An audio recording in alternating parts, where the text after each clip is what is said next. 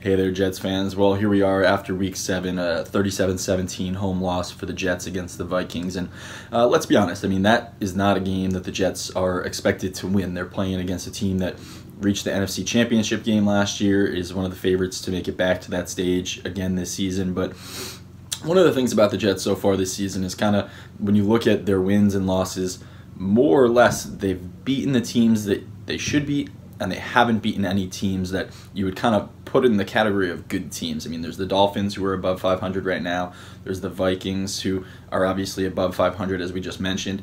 The Jaguars are struggling right now, obviously, but I think everyone believes that they're a better team than they're showing right now. And even the Browns, I mean, that's a Thursday night road game. You're not really expected to win in a situation like that, and the Jets didn't.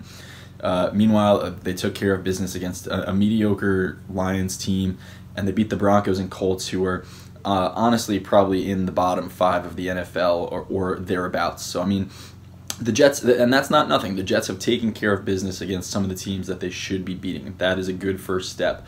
But at this point, one of the things the Jets need to do to show some progress from the last 2 seasons is start pulling 1 or 2 of those surprises. At some point along the way, if you want to be considered a good team, you have to beat other good teams. And so far, the Jets haven't done that. But they have plenty of chances coming up, and that's why the next few weeks are going to be so important for this team. Really, the whole back half of the schedule is important, but the next few weeks in particular. I mean, a road trip against the Bears, they're 500 right now, playing well. They have a really good defense.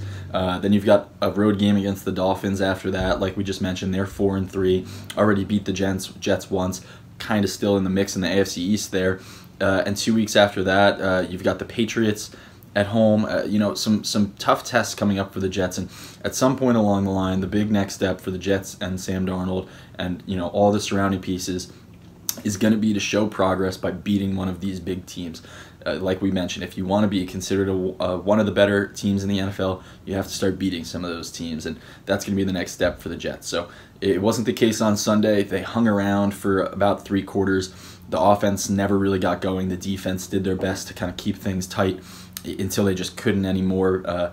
But the next step at this point is going to be to find a team like the Vikings that they can knock off, kind of have a little bit of a statement win, and start showing people around the league that this Jets team might be a little bit different than the last few years, where they can still make some noise against some of the better teams while also taking care of business against the bottom half of the league.